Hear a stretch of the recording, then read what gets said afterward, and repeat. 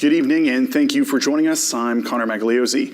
Tonight on your WABI-TV 5 News, we're continuing to monitor the effects of Hurricane Lee. We'll bring you to Bar Harbor, where we'll hear from some people who experienced the power of the storm firsthand. That and more coming up on this Saturday, September 16th.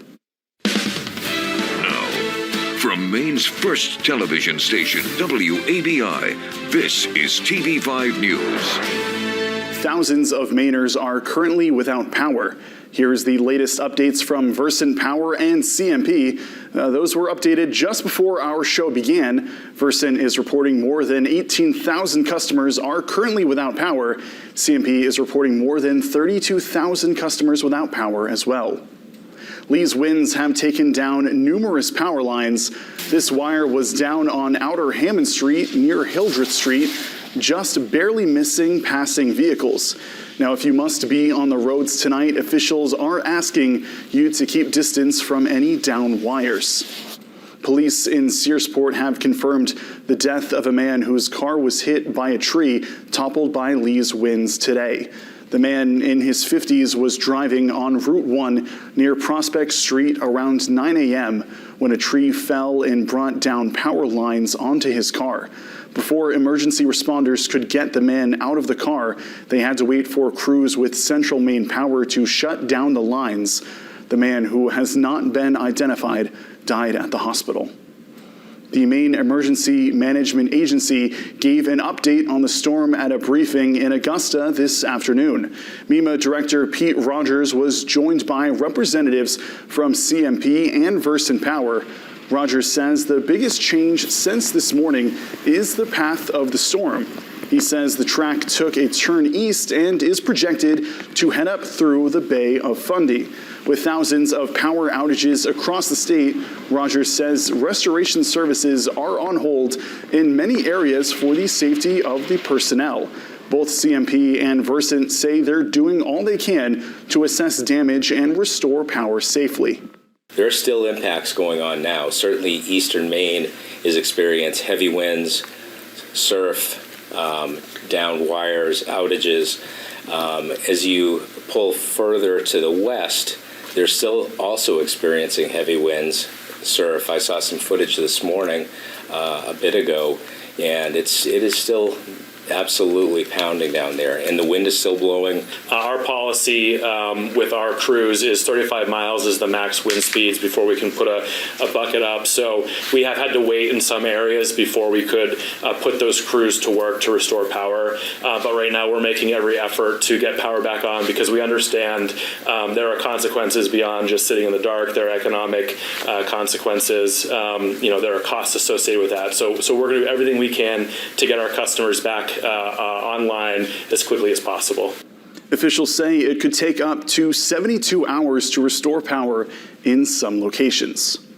Well, Maine's premier tourist destination looking a little different on this Saturday. Brian Sullivan has more from Bar Harbor. I came in from Jersey to hike Arcadia. They shut it down, so. People from all over making their way to the pier in Bar Harbor where the power of the storm was on display. How are those umbrellas working for you? Not really. Very effective. Yeah. Set out with the best of intentions trying to block the rain and the wind. How's it going? Really great, as you can see. What do you think of all this? It's really crazy. We got two people going across the bar trying to get to the Arcadia, dragging us more. A local man telling TV5 why these two took a skiff out in those conditions, trying to keep their boat from running ashore. Their motor wasn't strong enough to reach their vessel and they were forced to return back, which they did safely. I feel bad for the boats. Students from College of the Atlantic came to get a look at Lee. Our power went out and we just wanted to make the most of it. Being in Bar Harbor, I feel like it's probably a rare thing to get a storm like this in such a coastal place. The change in the landscape from this, it's a bit sad, but we're here for the adventure. The ocean in particular, like when you're in the town, it's just like, got rain, but then come to the ocean, you can really see that we got big waves and It's really intense, like no boats over here where there normally are tons of boats. It's really wild and awesome to see the ocean in a state like this because it's not something you see very often. Shutting the pier down, everybody's got to go. Traffic on the pier became too much. Bar Harbor Police deciding to shut it down as a safety precaution. On a dark afternoon, Holden's Ethan LaPlante seeing the bright side of things. You lost power at home? Oh yeah. No big deal. Used to it? Whatever. Well, at least it's warm. Kurt, I'll tell you what, watching that, I'm very thankful that most of my reporting today was inside. I'm very thankful for that. Looking at that, I stepped outside just a moment ago.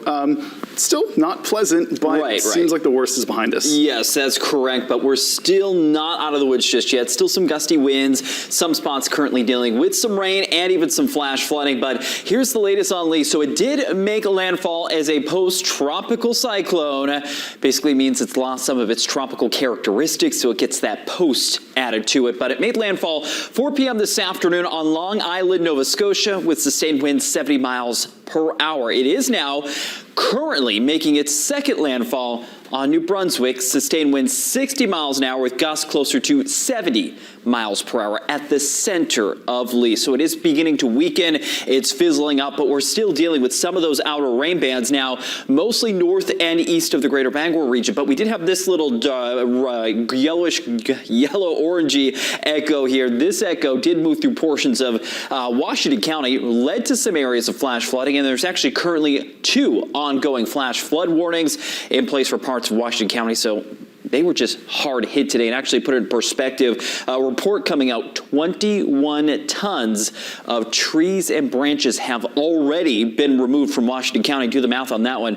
That's 42,000 pounds of wood removed from Washington County there itself. So this, Connor, will continue to clear on out after midnight. I think things quieting down, but we're still not out of the woods in terms of our winds. We'll talk more details on that in just a couple minutes. Back to you. Thank you, Kurt. Auto workers on strike at GM, Ford, and Stellantis. Negotiations are continuing. We will have more details after the break. Stream free, live, local news and video on demand on View It, all from the comfort of your couch. Available for Apple TV, Roku, and Amazon Fire TV. Download it from your favorite app store today.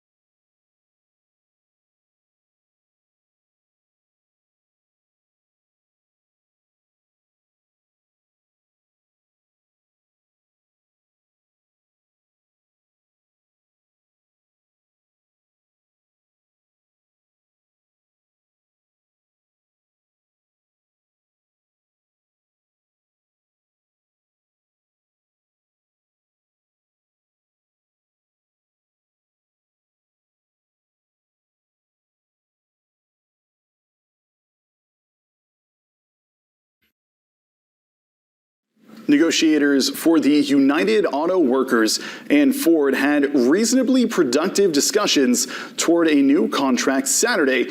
As the historic strike stretched into a second day, the UAW represents hundreds of thousands of auto workers across the country, and about 13,000 have walked off the job so far. Chris Van Cleve reports from Toledo, Ohio.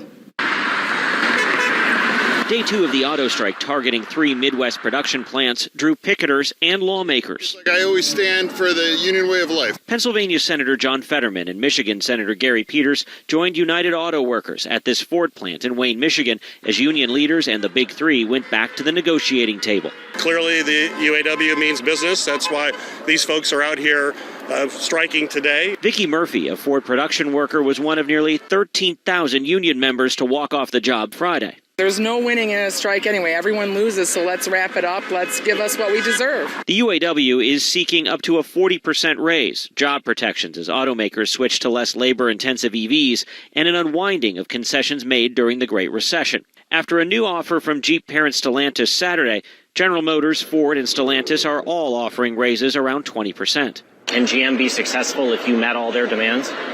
Actually, no. For the life of the contract, the initial demands were over $100 billion.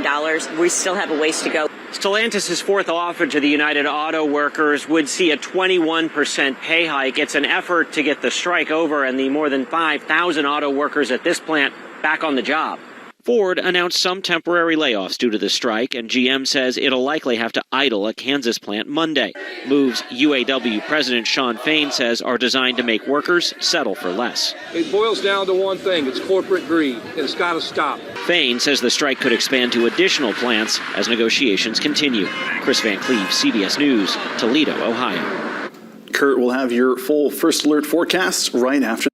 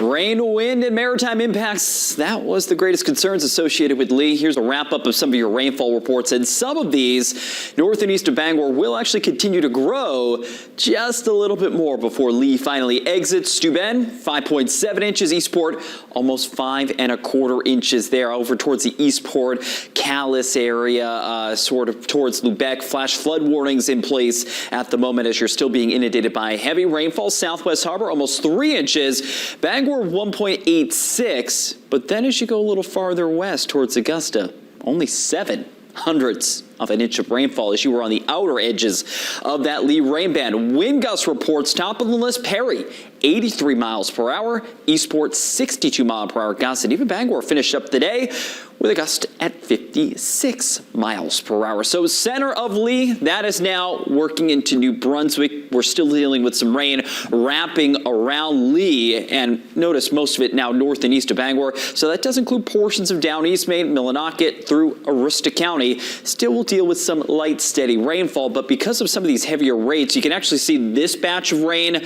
that's now moving into New Brunswick. That passed through Washington County, and that's what's produced these flash flood warnings.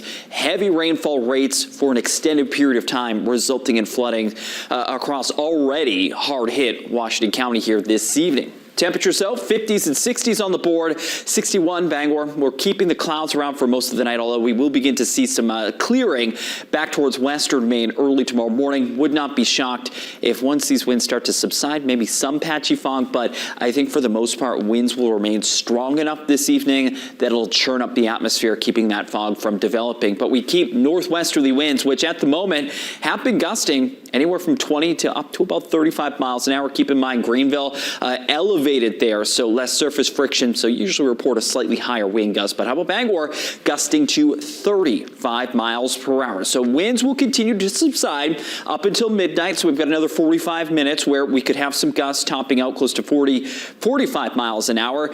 It's after midnight, though. Winds will start to calm down a little bit, still out of the northwest, and I think gusts through at least the first half of Saturday could be up to about 30 miles an hour, although I do think those winds will taper off a little bit earlier from Waterville's south and west. But once we hit about midday Sunday, after that point, things will be calming down. Winds maybe gusting tomorrow afternoon 15 to 20 miles an hour. So despite the worst of Lee now being behind us, tomorrow does look like it's going to be a great day for some cleanup. We'll have sunshine, highs back into the 70s, low humidity, but keep in mind you're still going to be battling some winds in the morning, and a lot of those trees are damaged. We've had a lot of rainfall, saturated soil, so it's not going to take much in terms of winds to maybe produce some more problems into early tomorrow morning. And also, if you do head out early, keep in mind there's probably still the potential for downed trees, flooded roads, maybe even power outages still remaining. So do use some extreme caution as you head out the door Sunday morning. So rainfall continues to clear out. I think it's shortly after midnight. Lee is moving on out, pulls the cloud cover with it. And as we go into Sunday, plenty of sunshine. Gorgeous day coming our way tomorrow. We'll have lots of sunshine. Highs, I think that'll be headed for the 70s with a few spots closer to 80 degrees. So there's a look at some of those highs as we wrap up tomorrow afternoon, wrapping up the weekend. So what a difference just 24 hours will be making. But we will be seeing, unfortunately, more rainfall coming our way for next week. So it does look like a little bit of a stronger low pressure system. Not as strong as Lee, but we will see a system move up the eastern seaboard. That will begin to bring rain beginning Monday afternoon, spreading north and east across the region. But still notice we've got some of those enhanced echo rates south and east of the interstate. This could bring some coastal and down east communities Monday night into Tuesday, maybe a potential for another inch to an inch and a half of rainfall before that'll clear up by Tuesday afternoon. Of course, with the rain, that'll keep temperatures a little bit cooler, mostly into the 60s. But once that moves on out, we've got high pressure building in for the second half of next week, Connor. Also, look what I've added to that 7-day forecast. First day of fall arrives next Saturday. Thank you, Kurt. I can't wait. And I'll tell you what, with that beautiful day tomorrow, I cannot wait to just waste it watching football. I'm so excited. There you go. Stay inside, and hopefully the power gets restored quickly so other folks can get out there and watch some football. Absolutely. Thank you so much, Kurt. Well, travel plans were awash for many in Maine, especially if you were trying to fly in or out of Bangor International Airport. Most flights were canceled due to the storm. September is typically a busy month for tourists heading to places like Acadia National Park. We spoke to one couple from Deerfield Beach, Florida, who flew in yesterday to beat Lee here and get ahead of the storm. Well, we had planned to come in today to meet this group called Country Walkers to go on a hikes in Acadia National Park, but we came in yesterday because we thought the airport would be closed today. So luckily we got a flight and we made it. Couldn't find anywhere for lunch, so we ate from the vending machine. I never ate those chips, but they tasted really good. Amazing. Just a few hours ago, all flights were canceled. We just looked at the airport's website, and it looks like some of the flights arriving later tonight are on time for now. You can see the latest at flybangor.com. Well, a local church opened its doors to provide shelter during the storm. With the remnants of Lee impacting Bangor, not everyone has a place to stay dry. Staff and volunteers at the Brick Church thought of this days before the storm arrived. Over 50 people have come to the church as heavy rains and winds continue to impact Bangor. When we heard about the storm, we knew we had to open our doors for our neighbors without walls. So we didn't get a lot of time to prepare for this, but a lot of people have helped us do this. We take advantage of our homes, our recliners, our TVs, our couches, our nice warm homes, dry place to sit, dry place to lay down. Not everybody has that, and we kind of take that for granted at times. And these people are very appreciative of anything we can do to help them out. Hot meals, showers, dry clothes, and coffee were offered for anyone that needed it. The Brick Church plans to continue to provide shelter to those in need during future bad weather events. Other local shelters are also open through tomorrow. Well, the Boston Bruins are celebrating their 100th season as a team, and they've got some new uniforms to celebrate the occasion. We'll take a look next in sports.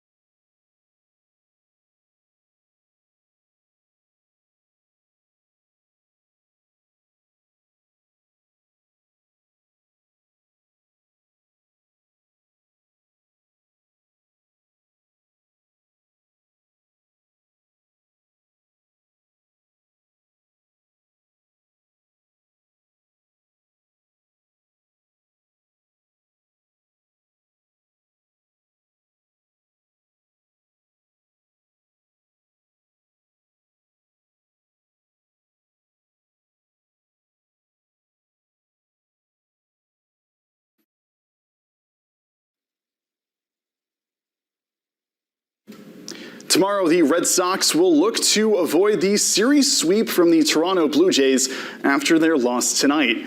Boston had the lead in the bottom of the ninth, but a game-tying triple sent this one into extra innings.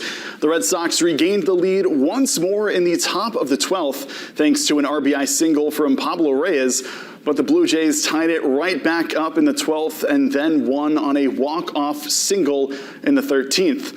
The loss brings the Red Sox to a 74-75 record, and they're currently last in the AL East. Well, the Boston Bruins kick off their regular season in just over 3 weeks. Now, when they return to the ice, they'll do so with some new threads. On Saturday, the Bruins unveiled 3 new jerseys to commemorate the club's 100th season. The new look is said to pay homage to the club's history with what the Bruins have said are unique and nostalgic highlights. One of the more notable aspects of the new home and away jerseys are the sparkling Centennial Gold in place of the traditional Bruins Gold. The alternate jersey was inspired by jerseys from the team's earlier days and has 1924, the year the club was founded, on the outside of the spoked B. Boston's season opener is October 11th against the Blackhawks. Well, the New England Revolution are taking on the Colorado Rapids. Here's how the scoreline stood when we were in break. New England is looking for its first win since August 30th. Now, they've drawn in both of their matches since. New England currently sits at 3rd place in the Eastern Conference with 49 points. While September is bringing cooler temps, it's not quite cold enough to turn off the AC. A state representative took this into account when he donated 14 air conditioners to an elementary school. Details when we were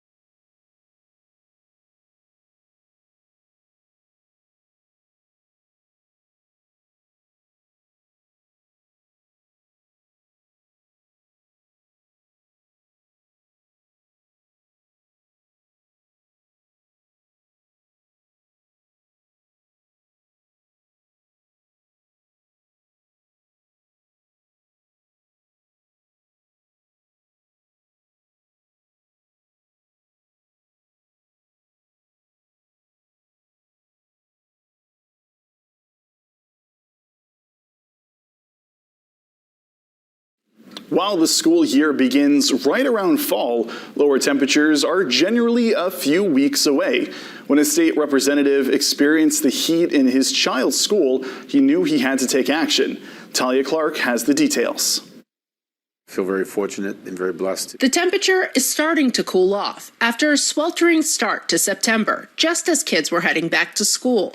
Winthrop Grade School only has air conditioning in half of their building. State Representative of Winthrop and Reedfield, Tavis Zenfis, and his wife Nicole noticed how warm it was in their child's classroom. My wife had the idea. She said, I think we should get an air conditioner for our daughter's classroom. The couple realized it was only fair for all students to have equal opportunity at a comfortable learning environment. They ended up purchasing 14 ACs for the school. I think behind every great school is a great community, and I'd like to thank, Joel Stone and the administrative staff, as well as Dave's Appliance and the janitors who I'm sure worked extra hours to get things done very quickly. Staff tell me the AC units also make great dehumidifiers. The superintendent says he's happy students and staff will have cool air at the end of the school year when the temperature kicks up again. The kids will be very comfortable, and hopefully that'll help with learning. And finally tonight, grab your tortilla chips because this holiday absolutely guacs.